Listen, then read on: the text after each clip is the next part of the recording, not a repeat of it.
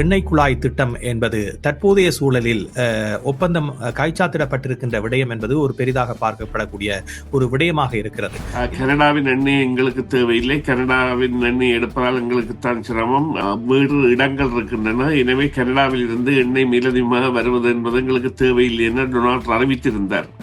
இருந்த பொழுதும் இப்பொழுது அவர் திட்டத்தை மாற்றுவதற்கான காரணம் அவர்கள் எண்ணெயை நம்பிய வியாபாரத்தில், அதாவது இந்த பெட்ரோல் டாலர் எனப்படுகின்ற எண்ணெய் மூலமாக பரிவர்த்தனை செய்யப்படுகின்ற தங்களுடைய டாலரின் பெறுமதியில் வைத்திருப்பதற்கான ஒரு நிலைமையை அவர்கள் தொடர்ந்தும் எடுத்து வருவதை காணக்கூடியதாக இருக்கிறது. இது இருந்த பொழுதிலும் அமெரிக்கா திறந்த பாதை காரணமாகத்தான் இந்த மற்ற நாடுகளின் சந்தையை பிரிப்பிப்பதற்கான நிலை என்பது ஏற்பட்டிருக்கின்றது. இந்த டொனால்ட் ட்ரம்ப் அவர்களின் செயற்பாடு என்பது இது அந்த திரைப்படங்கள் பார்ப்பது போலவோ அல்ல ஒரு நகைச்சுவை காட்சிகளை பார்ப்பது போலவோ நகர்ந்து கொண்டிருக்கின்றது.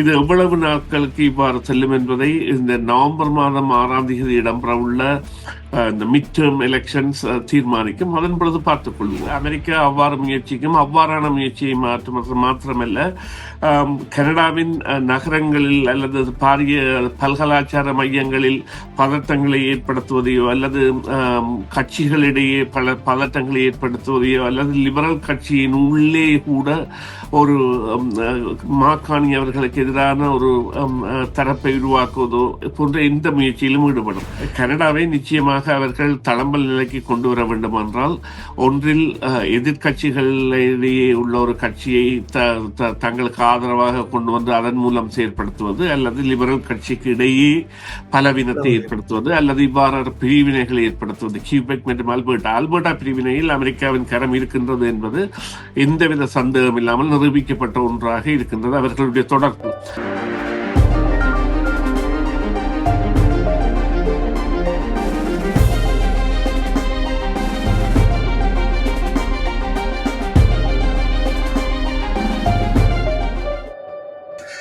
வணக்கம் நேயர்களே, உங்கள் அனைவரையும் FM 101.3 CMR தமிழ் FM இலைகளில் சந்திப்பதில் மிக மகிழ்ச்சி அடைகின்றோம்.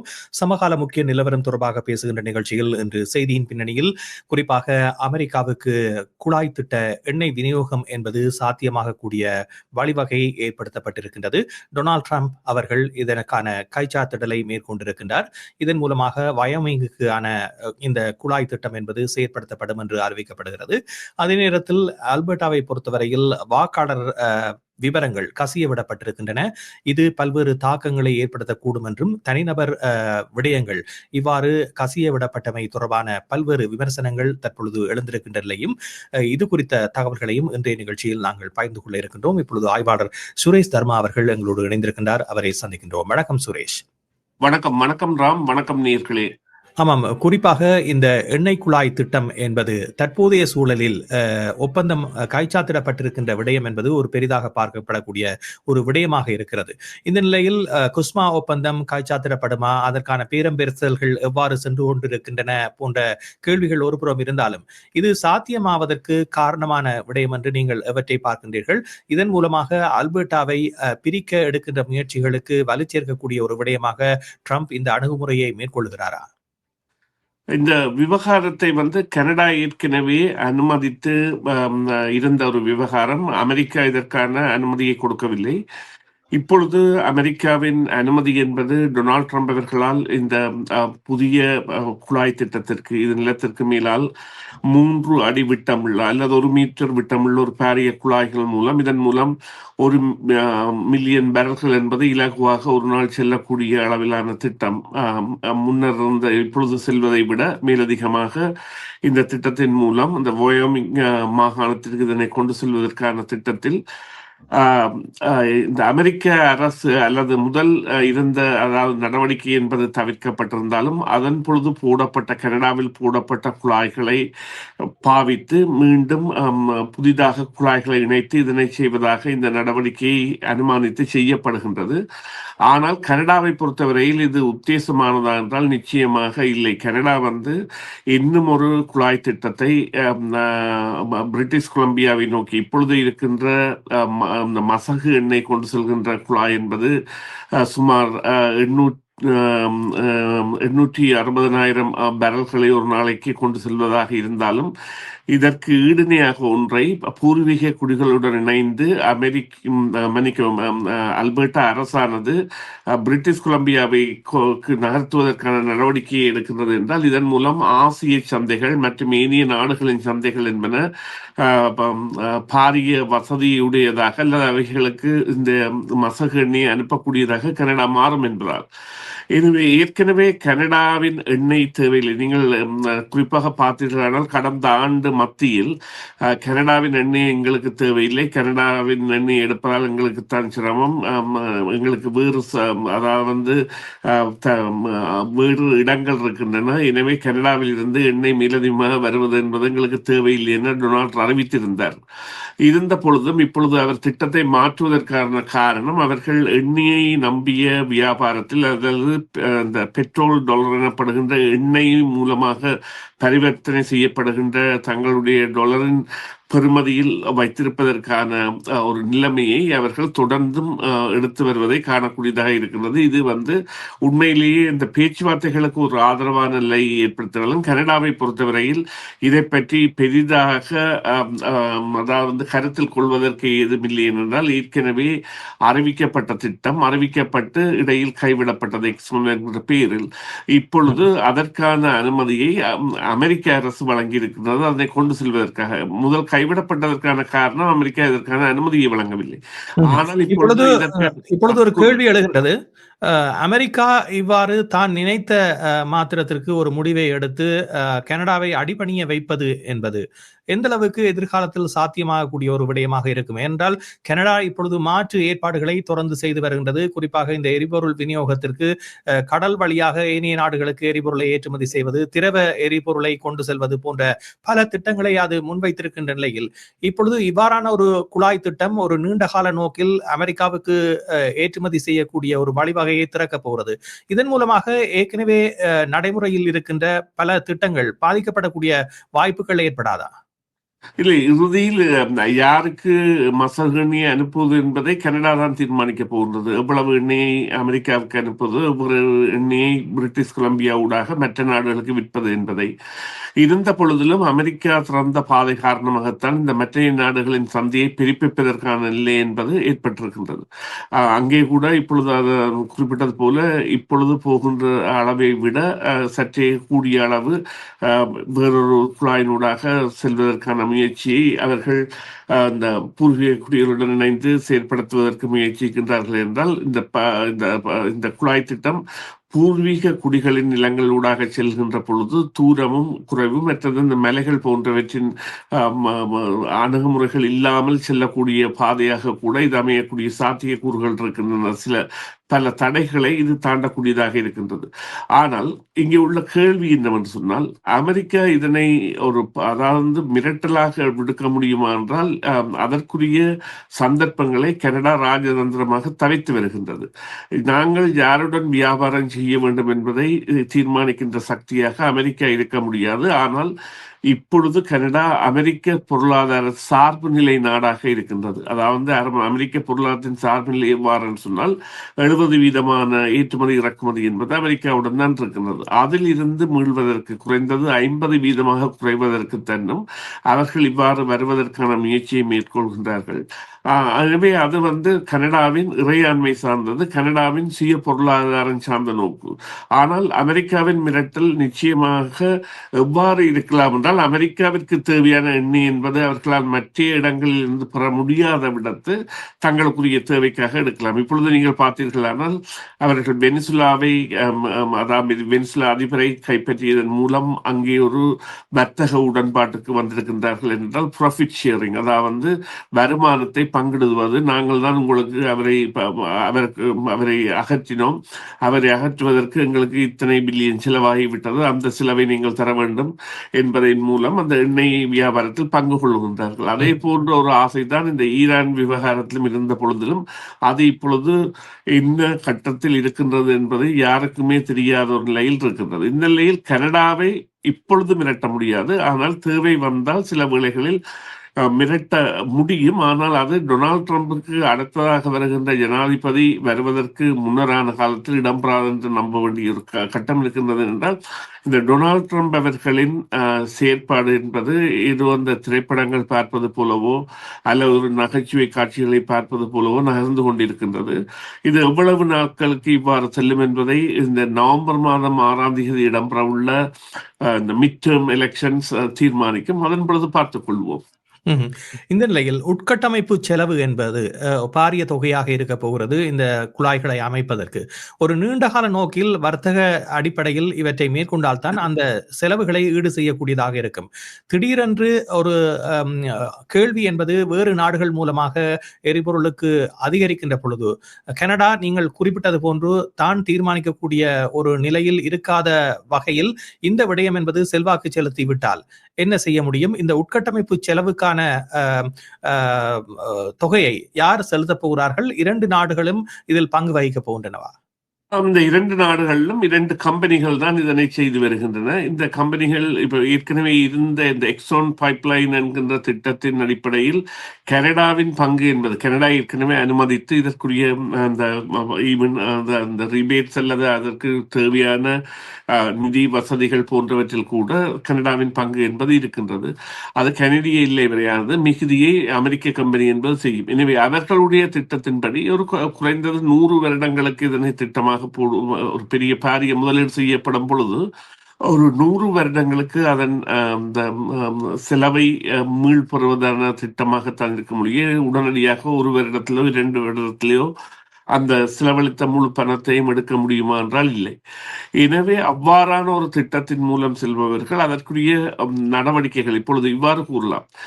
இந்த குழாயூடாக எண்ணெய் செல்ல போகின்றதா என்றால் ஆம், எண்ணெய் செல்ல போகின்றது. அதில் எந்தவித மாற்ற கருத்தும் இல்லை. ஆனால் அந்த எண்ணெய் செல்கிற எண்ணெயின் அளவை யார் தீர்மானிக்க போகின்றது என்பது கனடாவின் ஏனைய இடங்களுக்கான எண்ணெய் ஏற்றுமதி என்பது நிச்சயமாக ஒரு தீர்மானிக்கும் சக்தியாக இருக்க போகின்றது.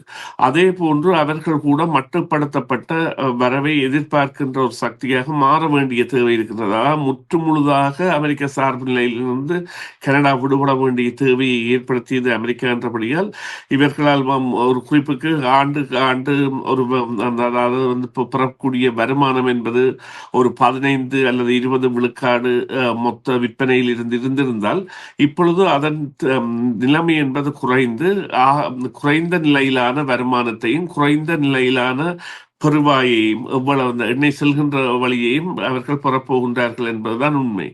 ஆனால் நிச்சயமாக இது குறித்த திட்டங்களை இவ்வாறு அதான் திடீரென்று அமெரிக்கா இந்த திட்டத்திற்கு ஆதரவளித்து அந்த ஒப்பந்தத்தில் கைச்சாத்திருக்கின்றது என்றால் அதன் தேவை உணரப்பட்டிருக்கின்றது. அதைவிட கனடாவின் இந்த ராஜதந்திரமான அல்லது தந்திரமான நகர்வுகள் என்பன அமெரிக்காவை அதிருப்தி அடைய செய்திருக்கின்றன. அல்லது அமெரிக்காவை வேறு பக்கம் நாட செல்ல வைத்திருக்கின்றன என்றால் அமெரிக்கா தள்ளியதால் தான் கனடா இவ்வாறான தொடர்புகளை எல்லாம் ஏற்படுத்தியது என்கின்ற உண்மை அவர்களுக்கு தற்பொழுது தெரிய வந்திருக்கின்றது. எனவே அதன் மீள அந்த ஒரு ஒற்றுமையை ஏற்படுத்துவதற்கான ஒரு நடவடிக்கையாக கூட இதனை நாங்கள் பார்க்க முடியும். ஆனால் அதற்குரிய நிலையில் கனடா இருக்குமா என்றால் நிச்சயமாக இல்லை. கனடா தொடங்கிய திட்டங்களை முடித்தே ஆக வேண்டும். அவர்கள் தொடங்கவில்லை என்னும் அதாவது இந்த பூர்வீக குடிகளுடனான இணைந்து செய்கின்ற செயற்திட்டம் என்பதற்கு மத்திய அரசு ஆதரவளிக்கின்றது. அல்பர்டா அரசு அதனை முனைப்பாக செய்ய இருக்கின்றது. ஆனால் அது நடந்து ஆக வேண்டிய தேவை என்பது காலத்தின் கட்டாயமாக இருக்கின்றது. அதுதான் உண்மை. அல்பர்டாவை பொறுத்தவரையில் பிரிவினைவாத கோரிக்கை என்பது தொடர்ந்து மேலோங்கி வருகின்றது. ஆனால் அதற்கான சாத்தியப்பாடுகள் இல்லை என்று குறிப்பிடப்பட்டாலும் அமெரிக்கா சில வேளைகளில் அதனை கையில் எடுத்து பல்வேறு ஊக்கங்களை அவர்களுக்கு வழங்கி இந்த அமைப்பை வலுப்படுத்துவதற்கான முயற்சிகளை மேற்கொள்ளும் என்ற ஒரு எதிர்பார்ப்பு இருக்கின்றது. அதே நேரத்தில் ஏற்கனவே கற்றுக்கொண்ட பாடங்களின் அடிப்படையில் இவ்வாறான சந்தர்ப்பங்களை அறிந்திருக்கின்றோம். இந்த நிலையில் இப்பொழுது வாக்காளர் விவரங்கள் கசிய விடப்பட்டிருக்கின்றன. இந்த இது திருடப்பட்டதாகவே சொல்லப்படுகிறது.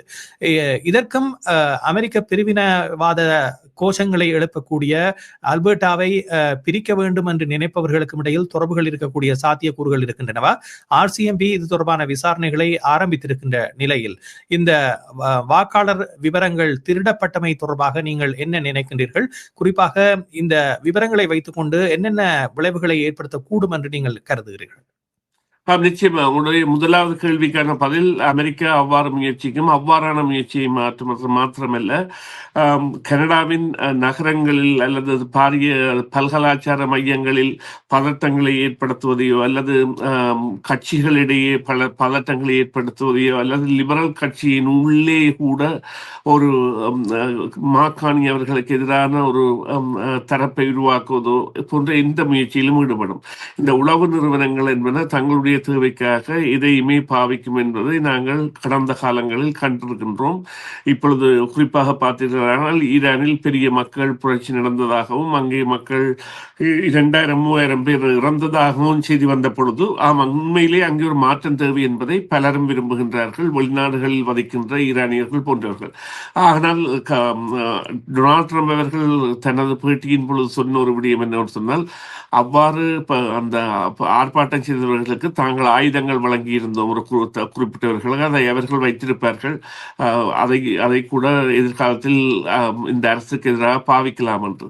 அவ்வாறாக அவர்களை பொறுத்தவரையில் தயவு தட்சணம் என்பது தங்களுக்கு தேவை வருகின்ற பொழுது பார்க்க மாட்டார்கள். எனவே கனடாவை நிச்சயமாக அவர்கள் தளம்பல் நிலைக்கு கொண்டு வர வேண்டும் என்றால், ஒன்றில் எதிர்கட்சிகளிடையே உள்ள ஒரு கட்சியை தங்களுக்கு ஆதரவாக கொண்டு வந்து அதன் மூலம் செயற்படுத்துவது, அல்லது லிபரல் கட்சிக்கு இடையே பலவீனத்தை ஏற்படுத்துவது, அல்லது இவ்வாறு பிரிவினைகளை ஏற்படுத்துவது. கியூபெக் மற்றும் அல்பர்டா பிரிவினையில் அமெரிக்காவின் கரம் இருக்கின்றது என்பது எந்தவித சந்தேகம் இல்லாமல் நிரூபிக்கப்பட்ட ஒன்றாக இருக்கின்றது அவர்களுடைய தொடர்பு. இந்த இரண்டாவது விடயமாக இந்த வாக்கு ஆளர், அதாவது ஒரு கட்சியால் வாக்காளர்களின் விவரங்களை பெற முடியும். அவ்வாறு இந்த ரிப்பப்ளிக்கன் பார்ட்டி எனப்படுகின்ற ஒரு கட்சியால் பெறப்பட்ட வாக்காளர் பதிவுகளைத்தான் இந்த பிரிவினை கோருபவர்கள் பெற்று அதனை ஒரு இணையதளத்தில் பதிவேற்றி அவர்களுடைய பெயர் விவரம் போன்றவற்றை தேடுவதன் மூலம் பெறக்கூடியதான ஒரு அமைப்பை செய்திருந்தார்கள். எனினும் இந்த எலெக்ஷன் அல்பர்டா இது குறித்த முறைப்பாட்டை செய்ததை அடுத்து அந்த இணையதளம் முடக்கப்பட்டு விட்டது. RCMP என்பது விசாரணைக்கு மேற்கொள்கின்றது. எந்த ஒரு பதிவு செய்யப்பட்ட கட்சியும் அல்லது எந்த ஒரு வேட்பாளராக நிற்கின்ற பொழுது அவர் தனது தொகுதி சார்ந்த வேட்பாளர்கள் வாக்காளர்கள் அனைவருடைய விவரங்களையும் பெற முடியும், சாதாரண எக்ஸல் ஃபார்மேட்டிலோ அல்லது PDF ஃபார்மேட்டில். அதே போல ஒரு கட்சி என்கின்ற பொழுது மாகாணம் தழுவிய முழு வாக்காளர் விவரங்களையும் பெற முடியும். அவ்வாறு விடப்பட்ட விவரம் தவறாக கொடுக்கப்பட்டது என்பது கண்டறியப்பட்டால் அந்த கட்சி சில வேளைகளில் விளைவுகளை ஏற்படுத்தும்.